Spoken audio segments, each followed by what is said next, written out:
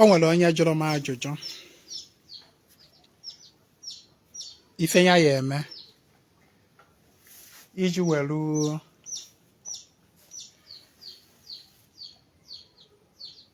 iji welu fortify onwe ya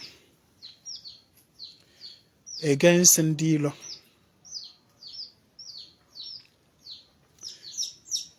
According to him, he was making reference to a particular person which he considers Onyilo within his family.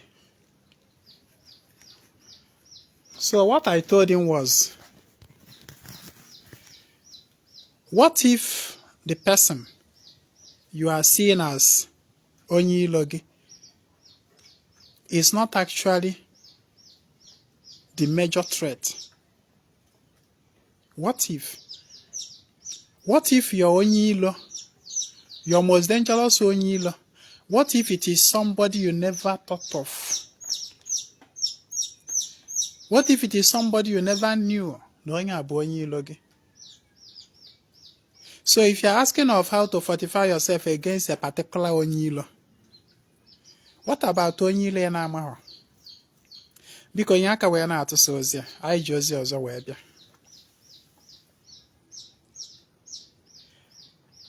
You see, in this life, nke bụ eziokwu bụ na onweghị onye ma Onyilo ya. Onye nọ na you may be seeing somebody as Onyilo gị. But in truth, o nwere ike ọ bụrụ onye ahụ bụ Onyilo gị, ma ọ bụ nwere ike onye ahụ ị na-afụta as Onyilo gị nwere ike ọ bụ Onyilo gị n'ezie, mana ọ bụrụ nyawa the most deadly of ndị ilo gị. So ọ bụrụ na ị na-ekwu okwu otu ya esi wee nanalụ mgbọ si from that particular person, what of mgbọ si from the other angles you never knew? What do you do about them? Maka na ife na mmadụ na-amaghị ọkarịrị ya. Nke bụ eziokwu pụtara ife m na-agba gị taata bụ na onweghị onye ma Onyilo ya in truth. Onweghị. O nwere ka ọ bụrụ onye ahụ gị na ya na-achị, na-erikọ, na-atakọ, na-amịkọ ọnụ bụ Onyilo gị, but you never knew. Onye ahụ ị na-atụ aka asị Onyilo gị, ọ ga-ara ya ahụ igbute gị because of what? Your attention. That is, you are already like careful about that person. Mana ifuru onye ahụ ị na-adịrọ, ị na-amaghọ, onye a bụ onye ga-ememina gị. So how then now do you fortify yourself against Onyilo ị na-amaghọ? Ịmahọ ma o si n'aka nne, ịmahọ ma o si n'aka ekpe, ịmahọ ma o si n'ire, ịmahọ ma o si n'azụ, ịmahọ ma o si n'elu ka o si n'ala. You don't know. Nye aka wee na-atụsa ozi a. Ozi anyị ji wee bịa dị mkpa. Now listen. If you are following me for the first time, this is Ezinwa Anaedo. Ezinwa Anaedo bụ dibịa ọdịnala Igbo. Ahụkwazi m a priest, courtesy of my father. Ahụ m onye ọdịnala, ahụ m onye ọgọ mmụọ. I am also a teacher of spirituality. I've been at this. I've been teaching for the past more than 7 years now.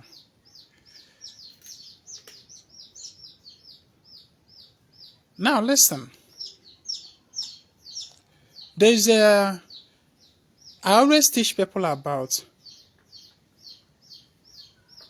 making peace with their chi and their spirit forces. The best way to fortify yourself against ndị ilo gị bụ gịnị? Gị na chi gị ịdị na mma. Gị na ndị ishi ebe nna gị ịdị na mma.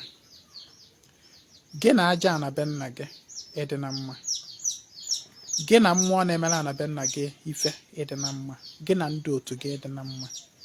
Mmụọ niile gị na fire gị na ha ịdị na mma. Ma mmụọ ndị ikwu nne gị.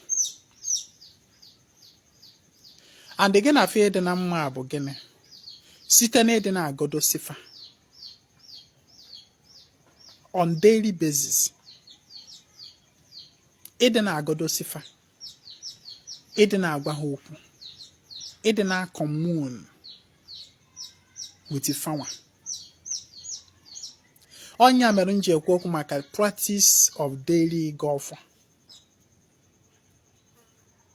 Gị na ha ịdị na mma site na ịda achụnye aja, na-achụnyesịrị mmụọ ndị a niile aja from time to time. Also, site n'ịdị na-ezeru ife ọbụla ọnụ mmụọ na ọnụ mmadụ kpọrọ alụ. Ife ọbụla ọnụ mmụọ na ọnụ mmadụ na ana be nna gị kpọrọ alụ, zere ya ka gị na ana wee nwee ike ịdị na mma, ka gị na aja ana wee nwee ike ịdị na mma. Another way to fortify yourself bụ gịnị? Achọ na mmadụ. Ebu n'ụzọ chọ mmadụ. Kwụba aka gị ọtọ. O nwere ihe a na-akpọ ogu. Ogu physically is represented by ọmụnkwụ. Ọnụ m ife wa ọmụnkwụ. It's just like ọfọ. Ọfọ is represented physically, symbolically by osisi ọfọ. Ọnụ m ihe bụ osisi ọfọ. Then ogu is represented physically, symbolically by ọmụnkwụ. But these two symbolic representations are actually something that is power that is indwelling in nature. Ọfọ na ogu. All power that is indwelling, all principle that is indwelling in nature. All principle of creation. Also now one of the principle on which the fabrics of creation is weaving. Ọfọ na ogu. Now, ogu bụ gịnị? The authority. The authority you have to exercise a given power. Nya bụ ogu.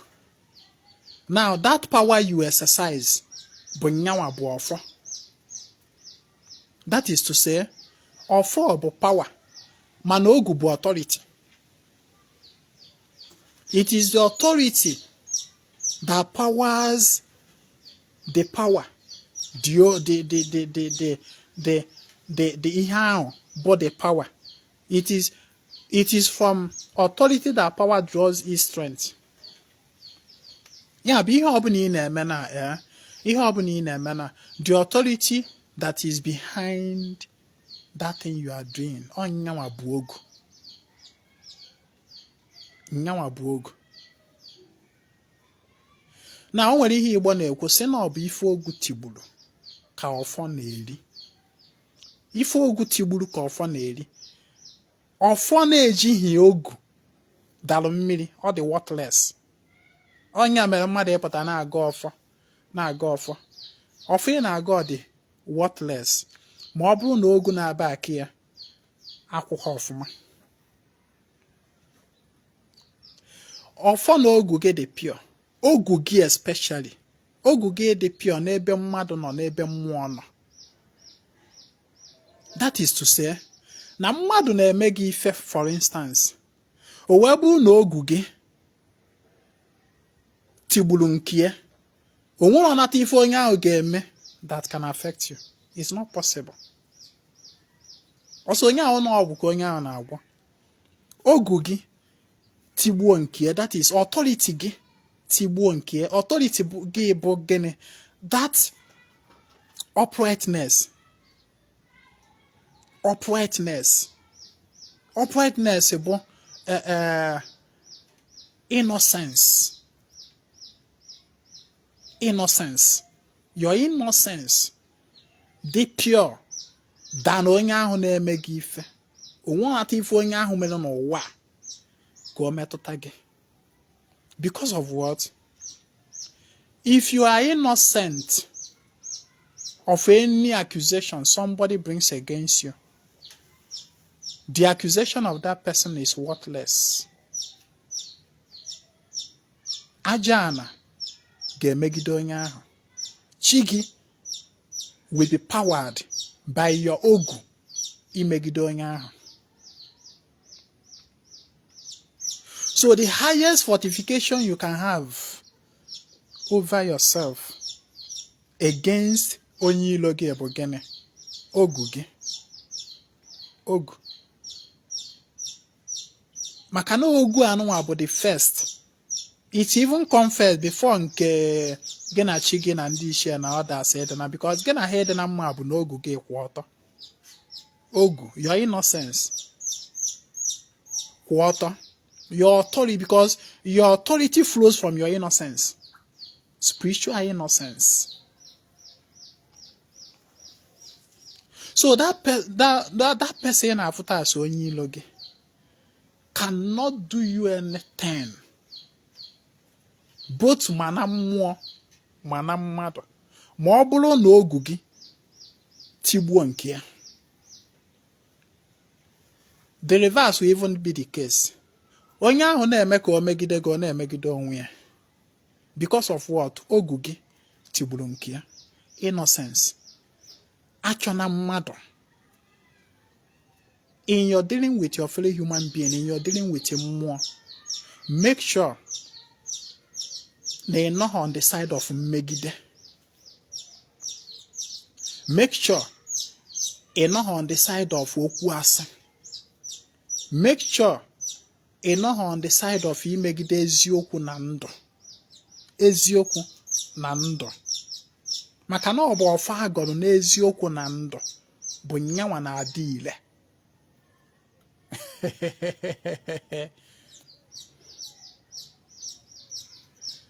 Ọkụ ịfọrọ mmadụ na-agọ ọfọ against me. O wee bụ na ọfọ ya ahụ akwụrọ n'eziokwu na ndụ. Ụdịka ọfọ ahụ anaghị akụja m. Ọ da akụja m. Maka na ama m na onye ahụ ọfọ ahụ na-agọ ọwa against himself ka ọ na-agụ ya. Ọwa ọfọ agọ n'eziokwu na ndụ ga-adị ile. Maka na ọ na-agba agodocha etide ọfọ na amị. Ọfọ ahụ akwụ n'eziokwu na ndụ ọma mgbanye mgbọrọgwụ. Ọma mpuo ma ọma mịta mkpụrụ ọbụla. So to fortify yourself spiritually against onye ọbụla bụ onye ilo gị, be on the side of ogu na ọfọ. Achọna mmadụ. Abụ n'ụzọ chọ mmadụ. Ife atọ mmadụ chọgodu self. Achọna onye ahụ. I don't know if you understand. Two wrong does not make a right. If somebody, ọ bụrụ na mmadụ chọrọ gị, iwe ji maka na onye ahụ bụ ụzọ wee chọ gị wee chọkwa onye ahụ, then the two of you have become wrong. So the two of you are now on even footing. That is to say na mmadụ kọrọ gị ọkpọ. Mmadụ fụọ aka kịta anụ akụọ gị ọkpọ. Nya bụ ụzọ kụ gị ọwa eziokwu, quite alright. Then gị nwa na onwe gị instantly fụkwa aka ọkpọ ozugbo kụkwa the person. You have balanced the equation. Hey, balance go the equation. Both of you have become equally wrong. Therefore, a man nwezi ogu, ị ga-atụ against that person. Maka gịnị? Ị balance go e. Mana ya bụ na mmadụ fụrụ aka ọkpọ nnọọ kụọ gị gbaa. Number one, ị ga-amatagodu na ọkpa ahụ onye ahụ kụrụ gị. O bụ ụzọ wee kụ gị, o nweghị ihe imere ihe. O wee fụọ aka wee kụọ gị gbaa. Ọkpa ahụ ọ kụrụ gị have already given you the ogu to use against that person. But you must not use that ogu wrongly. You use it wrongly, but gonna nef no that place. Yeah, onye ahụ fụrụ aka ọkpa wee kụọ gị ngwa na onwe gị. I revenge kwa. Were kwa ọgbọ kụkwa onye ahụ. Onye ahụ bụ making use of the ogu wrongly. Making use of the ogu wrongly. mana ọ bụrụ na ịmụ ife binda na onye ahụ bụ ụzọ wee kụ gị data ọkpọ ahụ, onye ahụ enyego oge, onye ahụ asọmiti goolu gị divine mandate ya, ịbụrụzie onye mụ ife otu ahụ onye ahụ si wee kụ onye ahụ ọkpọ ahụ, ịta ọnụa ịnawa be gị, ịrụzie na be gị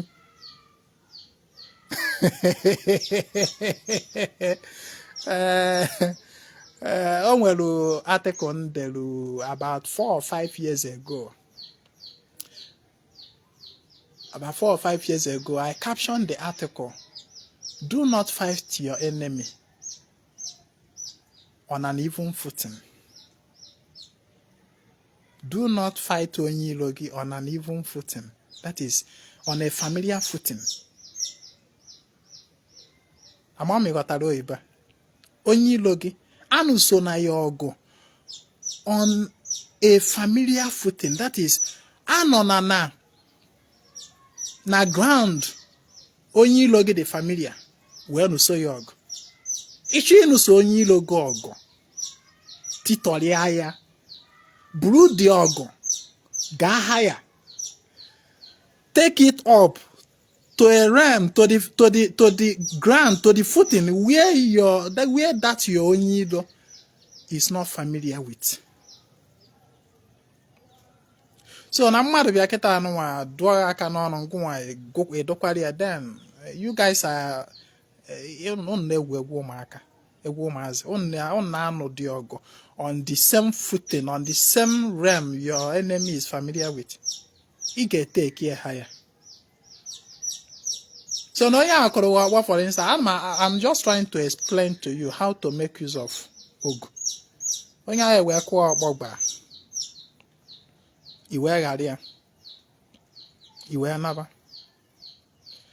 You have gained the power and authority against that person. In Louisiana begging. If you are a bogani, Jokulu Chigi, Jokulun Disha. Jokula ajana, jokula anya una agbala. Mmụọ niile ahụ na-emerụ gị ife, jekulu fa. Were ife Igbo ji agba mmụọ okwu wee mee gịnị, gbaa that person akwụkwọ n'iru ezumezu mmụọ gị. Maka gịnị? Maka ọkpọ ahụ ọ kọrọ gị. Gbafa na onye a bụ ụzọ wee chọọ gị. N'ọwụ onye anụnwa merụ gịnị, chọrọ gị. Nekwa na ebe ọ kụrụ m ọkpa n'afọ m ọfụ. Evidence. Evidence. Iwe gbaa ya akwụkwọ na mmụọ. Nke a ịgba akwụkwọ na mmụọ abụrụkwa ịtụ na-arụsị o. Agba m na ịtụ na-arụsị ebu egwu ụmụazị. Ifụrụ ife a ndị mmadụ na-eme ịtụ na-arụsị. Asị na eje tụọ na-arụsị. Iru onye nwe arụsị ewere fonu kpọọ onye ọwụgoni asị o ji ahụ na-atọrọ gị na-arụsị dị otu a, bịa ka ịzala ọnụ gị. Ihe ahụ bụ akụkọ ụmụaka. Ihe ahụ bụ child play ka ezi nwa na-akpụ ya. Edidoro m ịtụ gị na-arụsị like that. Ya nke na mma a ya akpọ gị bịa ka mụ na gị kpewe ikpe. Kpewe ikpe gịnị? Ọ ihe egwu ụmụazị ka m na-agbada awa. Ngwa na onwe gị obi kara. Iwe kụọ m ọkpọ gbaa. Icheghọ ya eche. Edidoro m ịkpọ gị ikpe o. Mụ na gị enwere ikpe physically. Ikpe mụ na ọ ya ekpe bụ in the spirit realm. Na in the spirit realm, ndị a na-ekpe nya ikpe a bụ chi mụ na chi gị ga na-ekpezi nya bụ ikpe. Ọ bụla physically, akpọ gị bịa mụ na gị anọla na physically. Ị nọrọ ebe a kọba, o ji wee bụrụ na nke nwanụ a na-akọfusi akụkọ, anọghị m na that one. Mgbe a gị akwụkwọ na mmụọ straight, and then na-agba gị akwụkwọ ahụ, ana m demand punishment m chọrọ ka enye gị na mmụọ. Ana m demand, and otu ahụ si demand ya ka ọ ga-adị.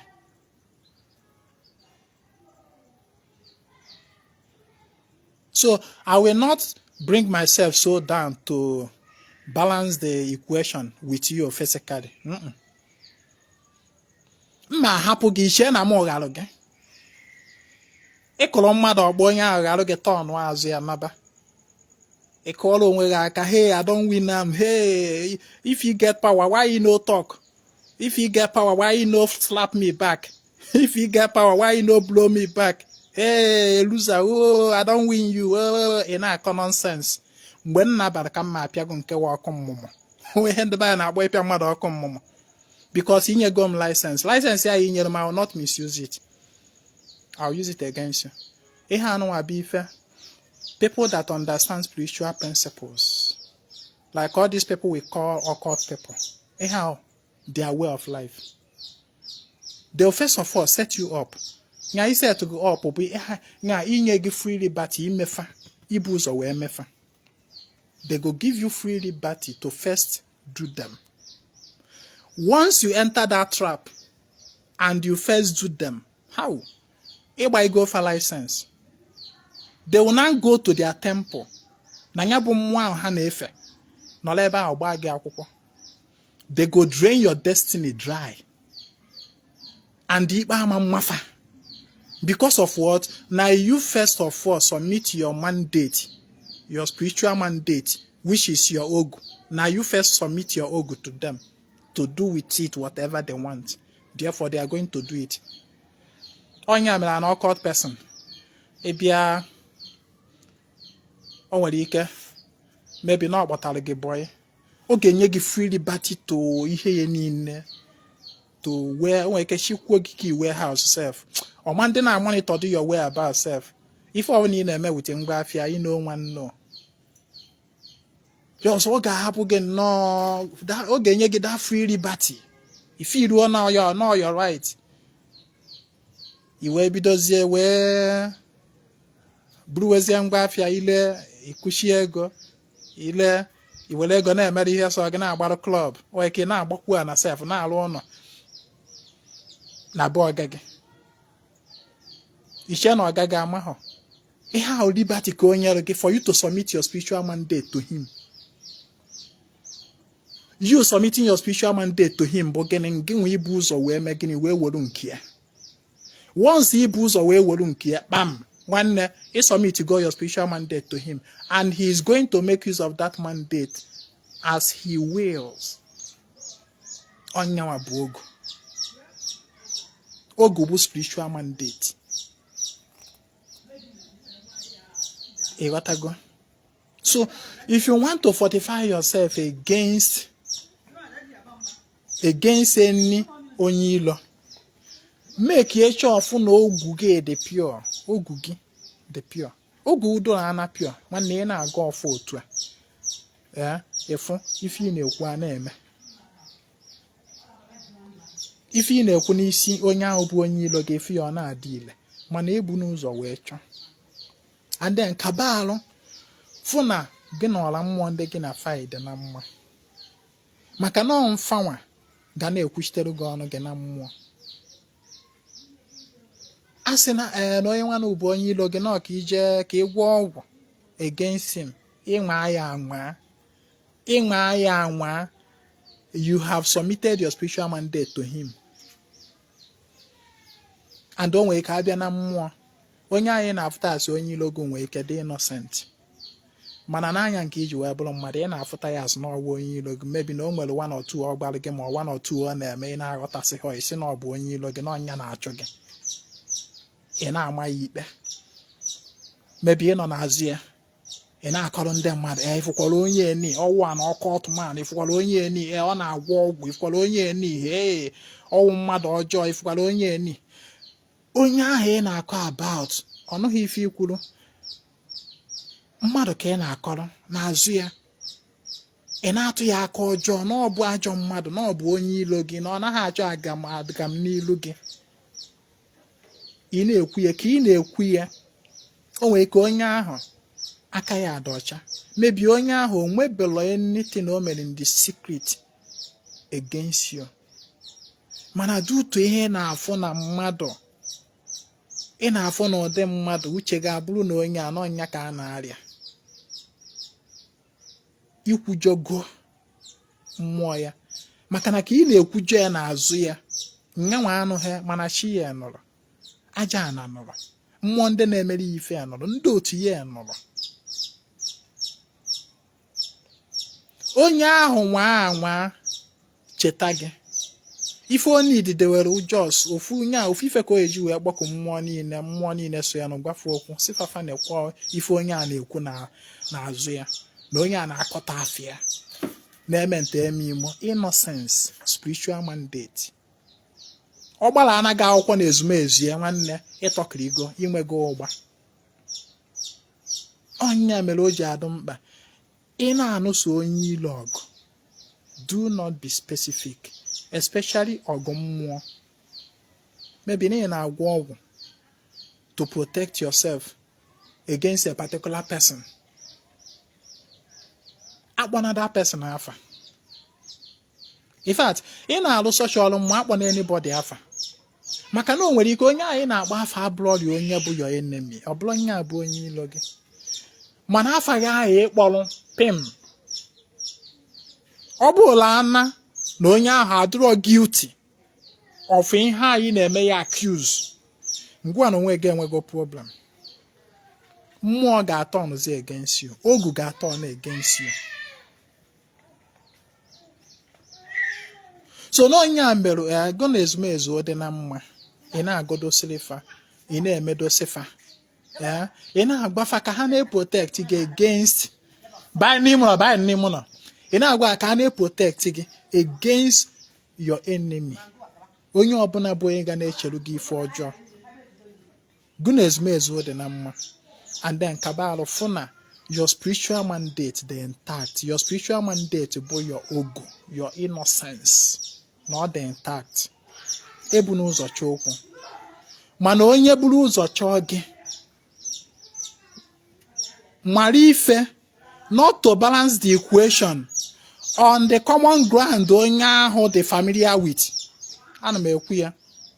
Onye ilo gị na-agwọrọ gị ọgwụ ka o wee gwọgbuo gị. Gụọ na onwe gị ijekwa tinye aka n'ọgwụ ka ị wee megide ya. If ọ na-agụ na ya nọ na the same level ground.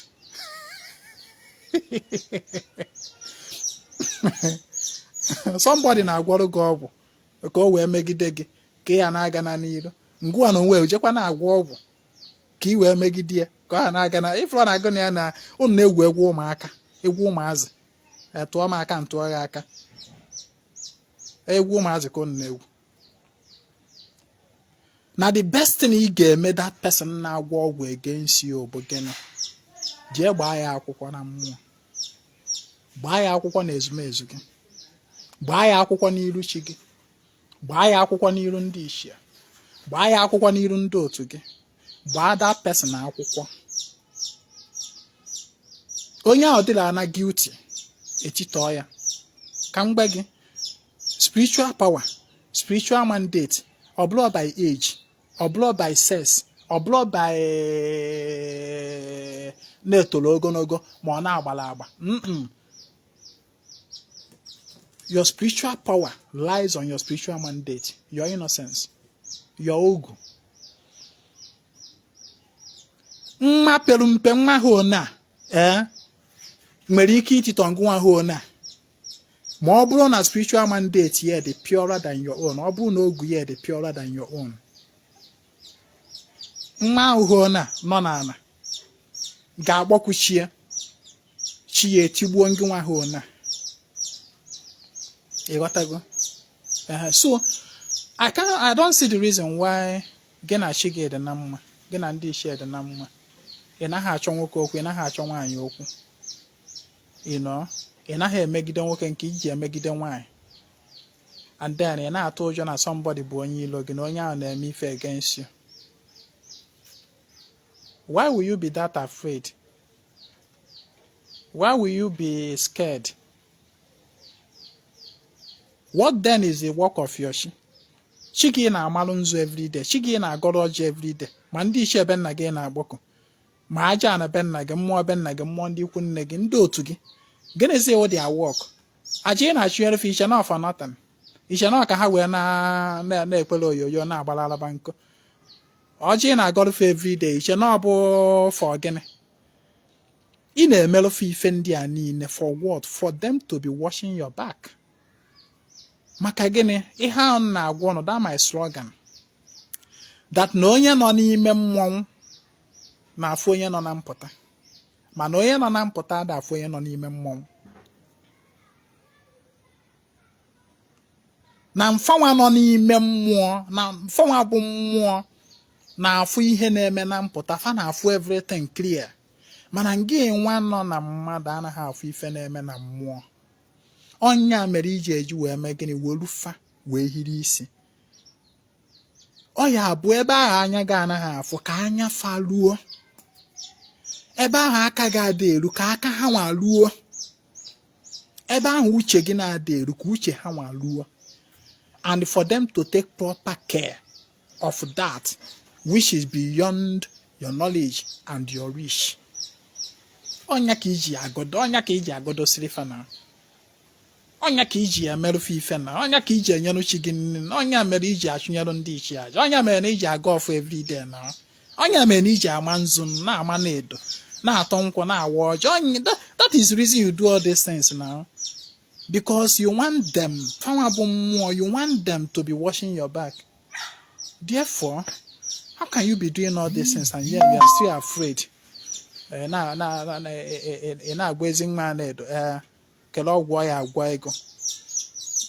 To stop ndị logi.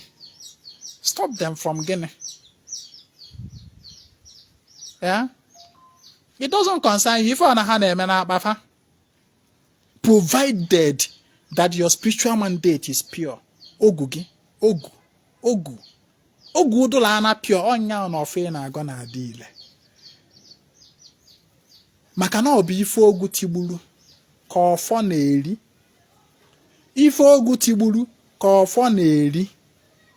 Ofo agoro without ogu. Dalu mmiri. So what is very simple. If what all the very simple. You need the reason na atun di lo job because it one di lo job no wa.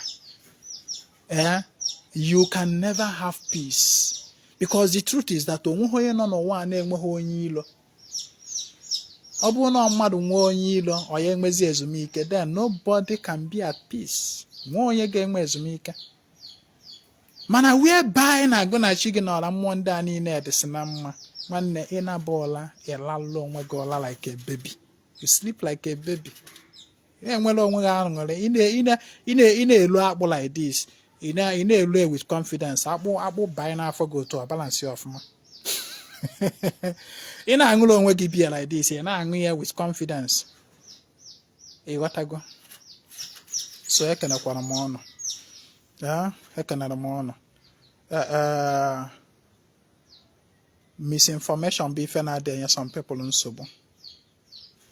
Some people na-adị eche na the reason eji agọ mmụọ, the reason eji awalụ mmụọ ji gọọrọ mmụọ nzu, the reason eji egburu mmụọ anụ, chụnyelụ mmụọ aja bụ ka mmụọ wee bunye gị ego. Abịa n'ife mmụọ na-alụrụ gị. Ọ bụrụ na ọsịrị eji na scale of preference ife mmụọ na-alụrụ gị. Ego so na one of the list. Ife mmụọ na-alụ gị erike, ife chi gị na-alụ gị erike. Ịghọta ife chi gị na-alụrụ gị, everyday chefu na n'igwe enwere ọkụkọ gbuoro gị chi gị ma ọ gbuoro ya ebunu. Nke abụrụzi nke ezi mgbe enyere m chi m nri last year, ị na-asịkwa m nyekwa chi m nri ọzọ. Ịghọta ife chi gị na-alụrụ gị, ị ga na-enye chi gị nri everyday. Everyday goro ebunu gbuoro chi gị. Ma ịghọta. The reason eji achụnyesịrị mmụọ aja bụ for all these things. Let them watch your back. Ụwa dị njọ. Ada agba aka ebi ụwa. Ekenekwa ya m ọnụ. Tata ya emesigo saraka nke tata. Tata bụ nkwọ. Nkwọ saraka ọzọ na-abịa in the next 4 days. That should be on Okpata Tuesday. Tuesday, 15th of July. So next Nkwasaka is coming up on Saturday. Yeah, Saturday. Saturday Gabo 19th of July. So be part of it. Nkwasaka goes on every nkwa. Every nkwa ị na-eme saraka here na obia ya. Bịa na-emerụ ndị otu saraka. Bịa na-emere ezumezu saraka. ka ha wee nwee ike na-wash your back ka etudewe ndị ilu ụjọ nọ ndị ilu kwesịrị ịda atụ gị ụjọ. Chat me on WhatsApp if you want to be part of our Mposawaka 08032477868. My name is Ezinwa Anaedo. I come for the total restoration of ordinary nomen and Igbo. Ka emesịa, nye aka wee tụsa ozi a. Daalụ.